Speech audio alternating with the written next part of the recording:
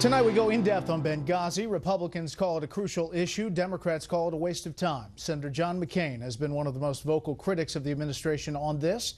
He joins us now.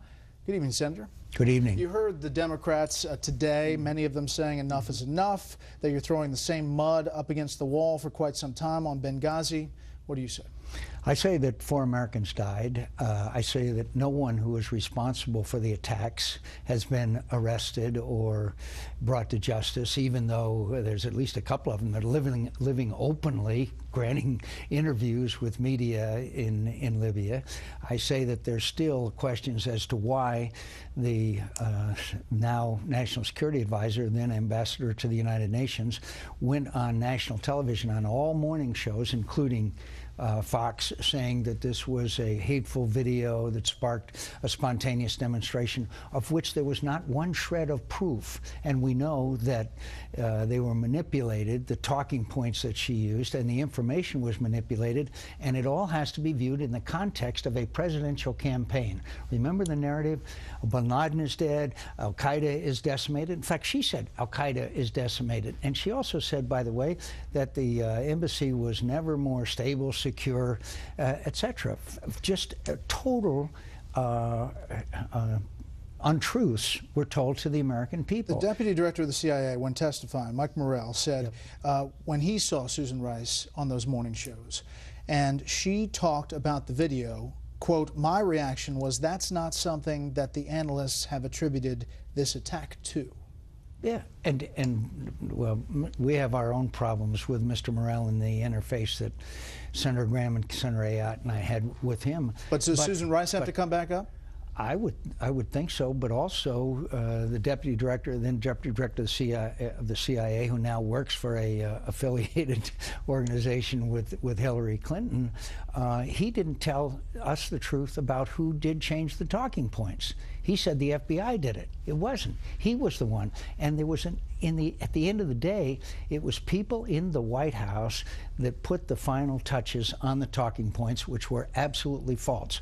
The station chief in Libya sent a message, not a spontaneous demonstration. Here's what the House Speaker told Megyn Kelly the other night. There's nobody more determined to get to the truth than I am. These committees all have subpoena power. At this point in time, I see no reason to break up all the work that's been done and to take months and months and months to create some select committee. Now, what is the reluctance of Speaker Boehner? Have you talked to him about a select committee on this issue? I've talked to him about it, but obviously that he doesn't maybe share the view. We think only a select committee, Senator Graham and I and Senator Ayotte and some of us think only a select committee that hires a in-depth investigator that puts all of these different aspects of it together, and then a hearing, not with 5 minutes of questioning, but a real in-depth investigation that only a select committee can do. You've talked to the Speaker about that? Yeah, I've made the argument for it, yes. And can you do anything to get it? Well, I hope we can. I just hope we can. We'll continue to working at it. Look, we owe it to these families. You know, when the caskets came back and I was there, that our then Secretary of State and Vice President said to them, we're going to get these people that made this hateful video. There was no hateful video that had anything to do with this attack. I mean, this is a really something that is... It is a cover-up that cannot be understood unless you understand it was in the context of a presidential campaign. Were you surprised that the House Intelligence Committee Chairman Mike Rogers announced his retirement? We understand that just a week before he sent out a re-election fundraising letter. I was surprised, but of course I know him and know him pretty well, but he's never talked to me about his future. Has there been a dropped ball here by Republicans in conducting these investigations? I think we could have gotten to the bottom of this a long time ago.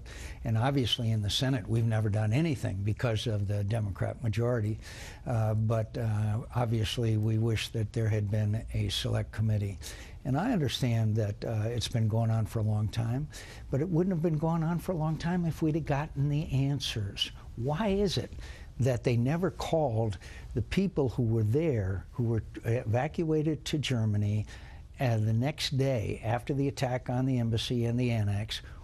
weren't they talked to? And if not, why not? And who is this analyst that believed that you could ignore the strong statement of the station chief in Tripoli that said this is not a spontaneous demonstration? So do you sense that there's hope for a select committee? Do you sense that Speaker Boehner can be swayed to initiate one? I don't know, but I promise you that Senator Graham, Senator Ayotte, and others and I are not going to stop, because we owe it to their families. You may know that I was with Chris Stevens in Tripoli and in Benghazi before that. I've never known a more wonderful servant of this country, and the 3 brave men who were also killed. We owe it to them and their families. Last thing, quickly, you had a heated exchange with Secretary of State John Kerry about foreign policy. He's your friend, yep. But that back and forth was extraordinary. Well, there's 150,000 people dead in Syria. The Russians have now taken Crimea, and they are on the border of Ukraine, and we won't even give weapons to the Ukrainians, nor, I was astounded today. You know, I think I'm never going to be more surprised. I was astounded. We won't share intelligence with the Ukrainians government about what Putin is doing on their own border. What is that? What kind of message does that send to these people in Ukraine and to the world, by the way? This was what we used to call Neville Chamberlain diplomacy. It's appeasement.